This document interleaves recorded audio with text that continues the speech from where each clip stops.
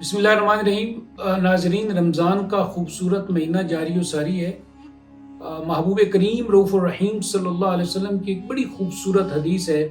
رحمت عالم صلی اللہ علیہ وسلم نے ارشاد فرمایا، من لم یدع قول الزور والعمل به فلیس للہ حاجۃ ان یدع طعامہ وشرابہ، یعنی جس نے جھوٹ کو نہیں چھوڑا، ملم یدا قول الزور یعنی جھوٹی بات کو نہیں چھوڑا، والعمل بھی اور اس پر عمل کرنا نہیں چھوڑا، فلیس للہ حاجۃ تو اللہ تعالیٰ کو اس بات کی کوئی ضرورت نہیں ہے، ان یدع طعامہ وشرابہ کہ وہ چھوڑ دے کھانا اور پینا۔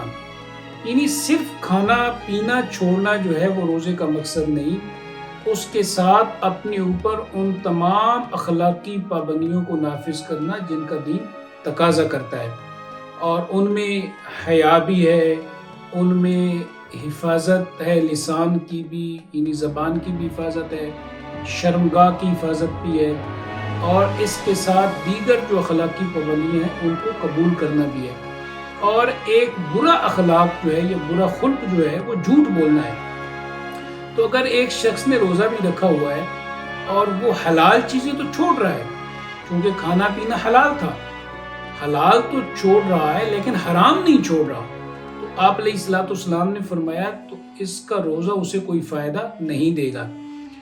دین کے اندر جو اصل چیز ہے وہ تقویٰ ہے، اور تقویٰ کیا ہے؟ وہ ایک ڈیوائن آرڈر ہے، وہ اللہ تعالیٰ کی طرف سے ہمارے لیے ایک وحی کی صورت میں ایک آرڈر دیا گیا ہے، وہ اخلاقی ہے جو ہماری تطہیر کرتا ہے، ہمیں پاکیزہ بناتا ہے۔ اگر ہم اس آرڈر کو نہیں قبول کرتے، اس اخلاقی پابندی کو قبول نہیں کرتے، تو محض کھانا پینا چھوڑ دینے سے روزے کا جو مقصد ہے وہ پورا نہیں ہوگا۔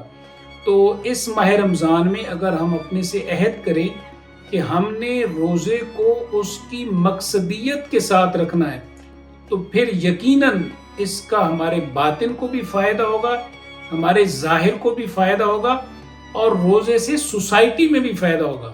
وآخر دعوانا ان الحمد للہ رب العالمین۔